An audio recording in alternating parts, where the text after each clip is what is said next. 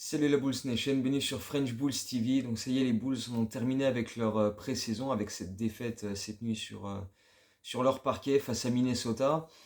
Une victoire, 4 défaites dans cette pré-saison. C'est anodin parce que en plus on n'a pas forcément cherché à gagner ces matchs-là. Sur la fin, on a mis les jeunes. Il y a des matchs où on a fait tourner. Donc là, on va revenir sur les 3 derniers parce qu'on avait fait des vidéos sur les 2 premiers matchs de pré-saison. Et donc ensuite, on s'était rendu à Denver, où on a décidé, nous, de bien bien faire tourner, puisqu'on n'avait pas DeRozan, on n'avait pas Zach LaVine, on n'avait pas Vucevic et on n'avait pas Caruso. Donc on avait un 5 de départ totalement remanié, avec Kobe White, avec Ayo Dosunmu, avec Torrey Craig, André Drummond et Patrick Williams. Donc c'est difficile de faire de véritables observations au niveau du jeu, euh, vu qu'il manquait 4 joueurs très très importants. Donc du coup, c'était surtout une occasion d'observer les jeunes, de voir un peu ce qu'ils donnaient avec pas mal de minutes, comme on l'avait vu lors du match à domicile contre Denver, gagné en prolongation, en double prolongation même. Euh, et au niveau de ces jeunes qu'on a pu observer, il y a des bons points à distribuer et il y a des mauvais, voire très mauvais points à distribuer. Mais le principal bon point, c'est Ayo Dosunmu, qui pour moi fait une pré-saison, mais de vraie belle qualité. Sur ce match-là, donc ce match à Denver, des attaques du cercle tranchantes, que ce soit devant Jokic, devant Aaron Gordon, je m'en fous, je fonce, je les prends de vitesse, je vais déposer mon ballon dans le cercle layup. Des drive and kick intéressants, une belle activité défensive avec les mains actives, des ballons déviés, etc.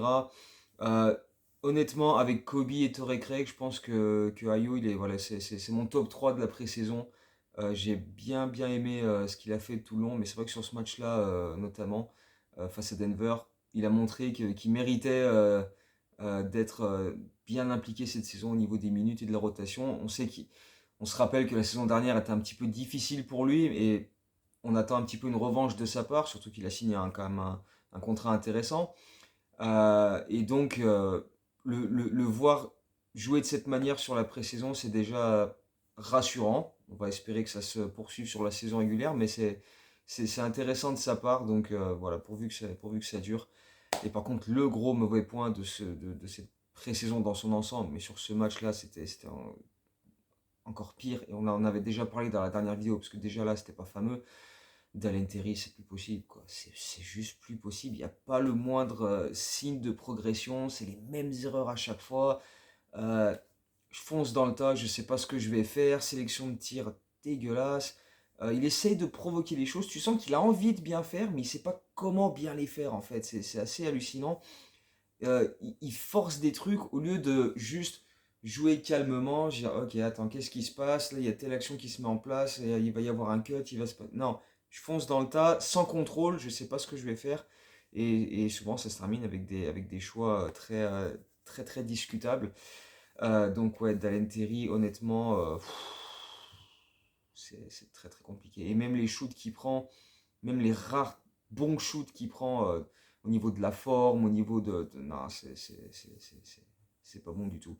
Bref, on a perdu ce match à Denver où on a évidemment beaucoup fait tourner, où il n'y a pas eu grandement l'occasion d'observer des choses sur le plan du jeu. Du coup, après, on est retourné à Chicago pour affronter Toronto, où là, on retrouvait Demar, on retrouvait Zach, on retrouvait Vucevic, mais toujours pas Caruso, parce qu'on a appris qu'il avait pris, il avait légèrement tordu sa cheville, et donc du coup, il était un petit peu ménagé. C'est aussi pour ça qu'il n'avait pas fait le match à Denver, et donc il rate également le match contre Toronto avec cette cheville un petit peu douloureuse. Et tous les autres étaient là. Et on a vu une prestation assez intéressante par moment de la part de nos principaux gars, justement, qui étaient reposés le match d'avant, qui étaient revenus là, avec une bonne sélection de shoot. On a vu un Vucevic intéressant dans la raquette, qui a pris énormément de rebonds, qui allait mettre des points en post-up, des points en mid-range aussi, qui a signé quand même un bon double-double avec une vingtaine de points et 10 rebonds. On a vu un Zach LaVine en grande forme qui a attaqué le cercle, qui a provoqué, qui a mis des 3 points, comme à son habitude, avec son premier pas dévastateur qui était assez insaisissable pour la défense de Toronto. On se rappelle qu'il leur avait mis une bonne pilule lors du play-in aussi. Donc, on a vu une montée en puissance. On avait déjà noté dans les précédentes vidéos que Vucevic, sur les 2 premiers matchs, c'était pas forcément ça. Et là, sur ce match contre Toronto et celui de cette nuit contre Minnesota, 2 matchs à au moins 20 points et 10 rebonds, avec une bonne sélection de shoot, avec même des séquences défensives assez intéressantes. Et c'est ça qui était intéressant dans ce début de match face à Toronto, c'est que tout le monde était bien impliqué défensivement. Il y avait des mains actives. On a vu voilà, des switches, des aides, tout ça était fait de manière très fluide, très correcte, beaucoup d'activité. Euh, à part un petit peu Patrick Williams, et il va falloir revenir sur ça, parce que Patrick Williams, sur ce match-là, il avait mis 20 points à Denver, dans ce match où donc il manquait Zach, Demar, etc. Et avec une bonne sélection de shoot, tu vois, des tirs qu'il a pris en confiance, et derrière, c'est retombé une fois de plus, comme à chaque fois avec Patrick Williams, parce qu'on l'a déjà dit dans les premières vidéos de la pré-saison. Premier match, il a été bon, tu te dis, ah cool, c'est pas mal ce qu'on voit. Deuxième match, troisième match, bien. Quatrième match, au bout de 3 minutes de jeu dans ce match contre Toronto, Billy Donovan l'a sorti parce qu'il estimait qu'il jouait pas assez dur, qu'il n'avait pas d'impact et pas d'activité au rebond. Et c'est difficile de le contredire quand derrière tu vois que Torrey Craig rentre et d'entrée il a un impact immédiat. Il va chercher des rebonds, il fait des hustle plays, il a des mains actives, défensivement il est bien placé. Euh, donc euh, voilà, c'est toujours un peu le même souci avec Patrick Williams. Sur la fin de match, où Donovan aligne les jeunes, malgré le score serré, le fait qu'on soit en mesure d'aller chercher une victoire, euh, il n'a pas remis DeRozan ou Zach LaVine pour faire la différence et essayer d'assurer la victoire. Il a laissé les jeunes pour voir un petit peu comment ils se débrouillaient dans ces conditions-là. Et j'ai bien aimé ce que Patrick Williams a fait sur cette fin de match où il était agressif. Il y a une possession dans les genre 30 dernières secondes où il a la possibilité d'aller égaliser. Il est derrière la ligne à 3 points, il fait une feinte, il part en drive, il va au lay-up. Il loupe ce lay-up, mais dans l'intention, c'est exactement ce qu'il fallait faire. Un petit coup d'épaule pour bousculer son vis-à-vis, aller se frayer le chemin. Après, il n'y a pas la finition, mais c'était le bon move. Derrière, on a une occasion de revenir encore, mais cette fois-ci, il décale la balle à, je sais plus si c'est Ayo, je crois qu'il tente un 3 points sur le buzzer, mais qui le loupe. Et donc, on perd ce match de 4 points, 106-102. Mais enfin, sur le dernier quart-temps, on a vu un Patrick Williams un poil plus agressif et c'était mieux. Le problème, c'est qu'après le match, donc Donovan revient sur le fait qu'il est sorti Williams au bout de 3 minutes en expliquant qu'il n'aimait pas son manque d'activité au rebond, qu'il ne jouait pas assez agressif, qu'il y avait des espaces pour aller chercher des rebonds offensifs et que Patrick Williams n'y allait pas tout simplement. Et Patrick Williams, dans la foulée, est interrogé là-dessus et il dit que pour lui, il sait qu'il est capable d'aller chercher ses rebonds, que c'est juste une question d'état d'esprit. Mais alors pourquoi tu le fais pas? Qu'est-ce qui t'empêche? Pourquoi tu vas pas? Pourquoi tu vas pas aller chercher ces rebonds si tu sais que tu es capable d'aller les chercher? La réponse elle est simple, on le sait depuis un moment maintenant. Patrick Williams est soft. Patrick Williams est soft. C'est un constat qui est désormais assez évident. Tu vois qu'il y va pas au rebond, qu'il évite le contact. Tu vois, c'est toujours le même problème avec Patrick Williams. Tu vois que le talent il est là. Tu le vois. C'est clair, c'est net. Le talent il est là. Mais il n'y a pas ce cap mental qu'il arrive à franchir pour se dire je vais me faire violence, je vais réagir de manière différente. Ah, j'ai perdu ma place de titulaire. Oh, bon, c'est pas grave, je vais aller sur le banc. Plutôt que de se dire ah ouais, attends, je vais te montrer maintenant, tu vas voir. Non, il n'est pas comme ça, Patrick Williams. Et voilà, je pense que c'est pour ça qu'on n'arrive pas à le voir vraiment. C'est pour ça qu'il est frustrant. Parce que tu sens qu'il est capable, tu le sais qu'il est capable de faire bien mieux que ce qu'il fait. Mais il ne le montre pas parce qu'il n'a pas cet état d'esprit de se dire tiens, tous les soirs je vais me pointer, je vais défoncer le mec en face de moi, je vais prouver que j'ai ma place. Parce que depuis qu'il est arrivé, on lui a donné la place de titulaire comme ça. Oh, on l'a pris en 4e choix, faut le valoriser, faut le faire progresser. Donc du coup, boum, titulaire, 28 minutes par soir, peu importe qu'il soit bon, pas bon. Sauf que au bout d'un moment, moi je suis désolé. On a eu beaucoup de discussions toute la pré-saison pour le poste de meneur titulaire. j'aurais bien aimé qu'il y ait une bataille tout aussi disputée pour le poste 4. Et honnêtement, moi, je le donne à Torrey Craig. Donne le poste 4 à Torrey Craig, qui en plus, lui, disait il y a quelques jours, moi je suis là aussi pour ça, pour bousculer Patrick Williams, pour le jouer physique. Tous les jours à l'entraînement, je le trash talk, je le bouscule, j'essaie de le secouer un peu, pour le réveiller un peu. Mais moi, perso, fous-moi Torrey Craig dans le 5 de départ. D'autant plus que Patrick Williams, quand il était la seconde unit en fin de saison dernière, il a eu plus de possibilités de scorer et il l'a bien fait, comme on l'avait déjà expliqué.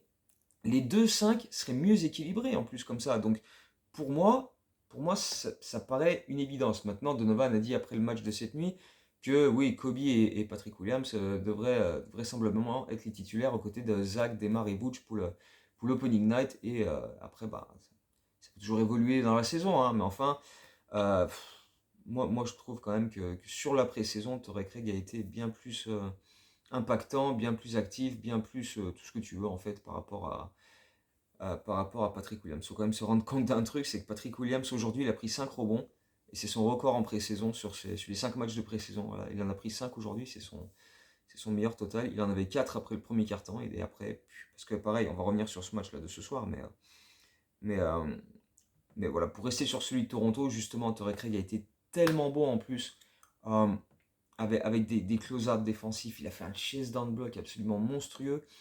Et l'ensemble de l'équipe a plutôt bien tourné défensivement.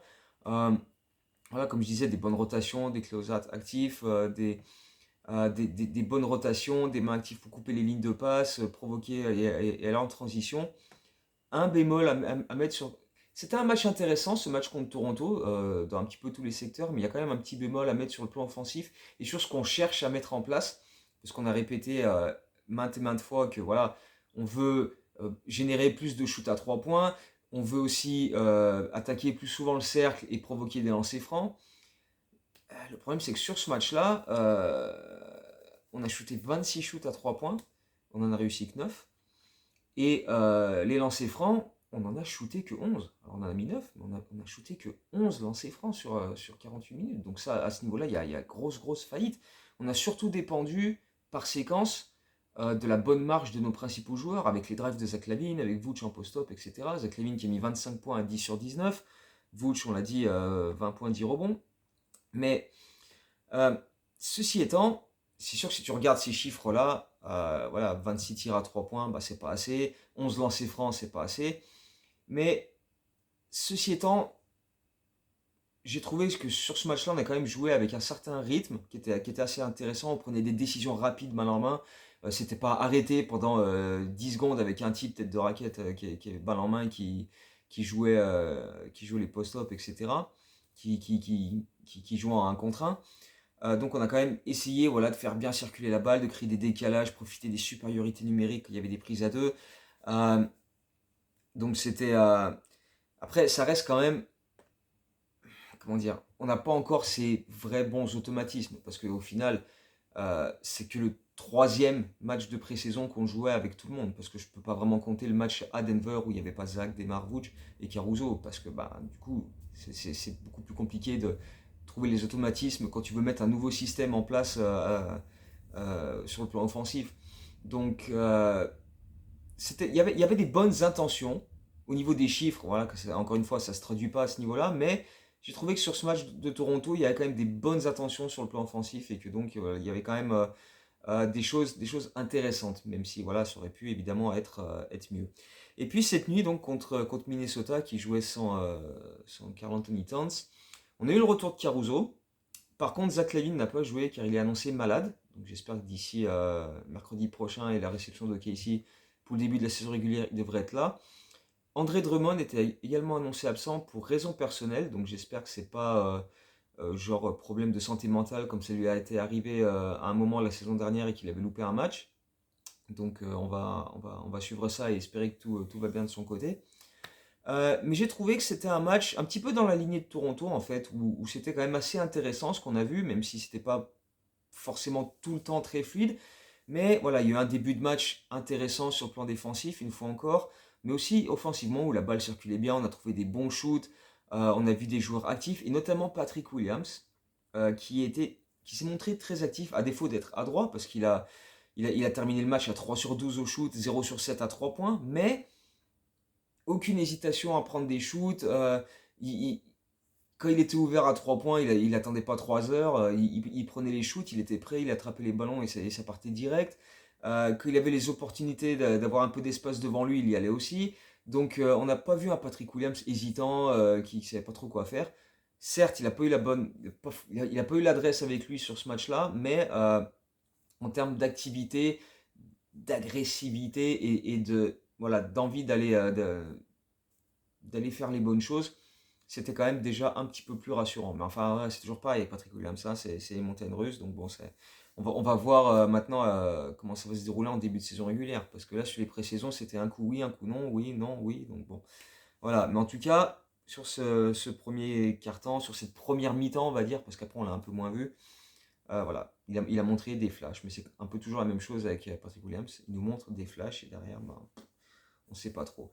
Mais c'était quand même un début de match assez solide. On voyait que Kobe essayait d'impliquer Patrick Williams, de le rechercher sur les pick and roll, sur les drives aussi, et de ressortir la balle sur Patrick. Et puis sinon, bah, il a pas mal trouvé Vucevic à l'intérieur, qui a profité de bonnes positions près du cercle. Kobe a été encore bien bon, j'ai trouvé, à la création. Lui aussi a un peu manqué d'adresse. Il a fait 1 sur 7 à 3 points, mais voilà, en termes de création, de drive, il a été intéressant. Et c'est un des très bons points de ce match. On a été 27 fois au lancer franc. Et là, tout de suite, c'est beaucoup, beaucoup, beaucoup mieux. Plutôt que d'y aller 11 fois comme le match d'avant. On a fait 24 sur 27 au lancer franc. On a 1, 2, 3, 4, 5, 6, 7, 8, 9 joueurs différents qui sont allés au lancer franc. Donc ça, c'est une plutôt bonne chose. Demar en a shooté 5. Patrick Williams, Ayo Dosunmu et Kobe White en ont pris 4 chacun. Donc voilà, c'est pas juste comme par exemple, bien souvent ces 2 dernières années, on shootait peut-être 22 lancers francs, mais il y en avait 15, c'était des marques, quoi.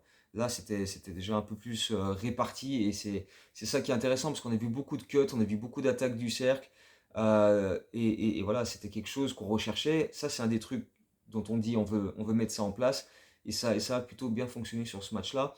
On a pris 36 tirs à 3 points. Bon, on en a mis que 11. L'adresse n'était pas là, hein. Encore une fois, 0 sur 7 pour Patrick Williams, 1 sur 7 pour Kobe White. Mais c'était pas mal de bons shoots. Vucevic a fait 2 sur 5 et les 3 qu'il a loupés, à chaque fois, c'était beaucoup trop court. Ça touchait à peine le cercle. Mais il y a eu beaucoup de shoots ouverts qu'on a réussi à créer parce que voilà, on arrivait à faire les décalages avant, à provoquer l'erreur dans la défense adverse avec des redoublements de passes, avec des pick and roll, avec des drive and kick pour provoquer les prises à deux. Euh, donc voilà, tout ça c'était très intéressant, c'était très fluide. J'ai trouvé Ayo qui était titulaire à la place de Zach LaVine excellent encore une fois. Encore une fois, je le redis, Ayo a été très très fort dans cette pré-saison et franchement, j'ai hâte de le voir en saison régulière. Il a fini avec 13 points. Non, là c'est la ligne de Kobe White. Il a fini avec 15 points à 5 sur 9, 2 sur 4 à 3 points. Il a encore été très très fort aussi défensivement, donc il m'a fait bien bien plaisir, le petit Ayo. J'ai adoré Torrey Craig comme d'habitude. J'ai adoré Javon Carter qui a fait une bonne entrée. Caruso qui a montré que tout allait bien au niveau de sa cheville, qui a mis des bonnes attaques du cercle. Je continue de bien kiffer ce line-up avec Carter, Craig et Caruso en même temps sur le parquet parce que ça presse full courte. Même si dans le troisième quart-temps, il y a eu des fois où on voulait tellement les presser haut que quand le porteur de ballon arrivait à passer la balle avant qu'on vienne le presser, ça crée des situations d'infériorité numérique et on s'est un peu fait exploiter à ce niveau-là par Nasrid et par comment il s'appelle, Garza. Ouais, Garza aussi. Donc ces deux-là nous ont pas mal fait mal dans le troisième quart-temps et c'est là que Minnesota a pris une dizaine de points d'avance qu'ils ont maintenu à peu près tout le match. Mais voilà, il y a eu des line-up qui étaient assez intéressants. On a vu Demar dans le deuxième quart-temps avec les benchers et c'est à ce moment-là qu'il a mis la plupart de ses points. Il a mis 9 points de suite avec un 3 points, un and one où il a bien provoqué. Euh, donc voilà, il y a eu encore pas mal de belles belles choses sur ce match-là. C'est dommage de ne pas être allé quand même chercher au moins une victoire sur ces 2 derniers matchs de pré-saison à domicile. Mais sur la fin, on a fait jouer les jeunes. Et là encore, dans le quatrième quart-temps et surtout dans les 5-6 dernières minutes, on a vu du B-Team, on a vu du Terry qui a encore fait n'importe quoi, on a vu du Terry Taylor. on a vu du Julian Phillips. Oh là là, oh là là, oh là là, Julian Phillips. Oh, oh. Alors lui, par contre, wouhou, lui, il est déjà largement au-dessus de Terry dans la rotation, mais c'est juste, c'est clair et net, quoi. C'est clair et net. Oh, il a fait une rentrée là, il s'est dit, tu sais quoi, j'ai que 5 minutes, c'est le dernier match de pré-saison, je sais pas quand je vais retrouver le parquet prochainement, parce qu'en saison régulière, je vais peut-être pas jouer, eh ben, je vais me faire plaisir. Ouh, il a claqué un alley-oop de furieux, il a mis un 3 points dans le corner, il a mis un contre énorme dans le trafic, il s'est régalé, il a régalé. Franchement, Julian Phillips, ouh, ça m'a beaucoup, beaucoup plu. Euh, B-Team aussi, qui a mis un 3 points dans le corner, il y a eu voilà, des actions sympas. Et, euh, et bon, bah voilà, au final, on perd ce match-là également, 114-105, mais bon, après, voilà, ça reste anecdotique. C'était ce qui était surtout intéressant de voir, c'était comment on allait progresser dans le jeu. Et même si elle reste sensible, sachant que du coup, on a disputé 4 matchs de pré-saison avec la majorité du groupe, il y a quand même une progression. Il y a une amélioration. Elle n'est pas folle, elle saute pas aux yeux, elle n'est pas extraordinaire, mais il y a quelque chose. Il y a quelque chose, et donc ça laisse quand même un petit peu d'optimisme pour la saison régulière. Donc on va espérer que d'ici mercredi, on récupère Zach, qu'on récupère Drummond, qu'il n'y ait pas de blessure à un entraînement, qu'il n'y ait pas un qui se tord de la cheville, qui se fasse un genou, quoi que ce soit, dans les prochains jours. Et puis on devrait se tenir prêt pour la réception de Casey, donc dans la nuit de mercredi à jeudi, 2 heures du matin, horaire français. Live tweet, donc je serai là, j'espère que vous serez là aussi. Et si jamais vous êtes intéressé, dites-le moi. Et j'essaierai de faire un live, genre sur YouTube, 15-20 minutes avant le coup d'envoi pour bah, voilà, présenter un peu le match, les oppositions, les match-ups, tout ça, et parler un petit peu de cette saison. Et puis si vous avez des questions, j'y répondrai à ce moment-là. Enfin, si vous avez d'autres questions, posez-les ici aussi. Et puis on verra ça. Donc, et puis si personne n'est intéressé, je ferai rien. Et puis voilà, ça me va aussi, hein. Mais bref, voilà, dites-moi ça. Et puis bah, là, on se retrouve très certainement jeudi. Je pense que je ferai une vidéo tout de suite après le match pour débriefer ce match-là, parce que j'aurai pas vraiment le temps dans la journée de jeudi. Euh, et puis, euh, et puis après, on enchaîne, parce que derrière, on a back-to-back direct samedi et dimanche. Donc voilà, ça va pas traîner. On va à Toronto. Après, on a le premier match à domicile. J'ai oublié contre qui c'était, mais enfin bref. Voilà, ça va aller très très vite. On joue 3 soirs dans les 4 premiers soirs. Donc voilà, comme d'hab, hein, merci, le calendrier. D'ailleurs, comme je l'avais dit dans la preview de la saison, si on regarde les 26 premiers matchs, le calendrier il est quand même très très très costaud pour nous, hein. Il y a 2 fois Denver, il y a 4 fois Miami, enfin, il y a plusieurs fois les Bucks, il y a Boston, etc. Donc bref. On se retrouve donc certainement jeudi pour débriefer, je l'espère, une belle victoire face au OKC pour débuter la saison régulière. Donc d'ici là, portez-vous bien, tenez-moi au courant si vous voulez que je fasse ce live avant le match, et puis voilà, on se retrouvera à ce moment-là. Donc voilà, d'ici là, portez-vous bien et à très bientôt. Ciao, Bulls.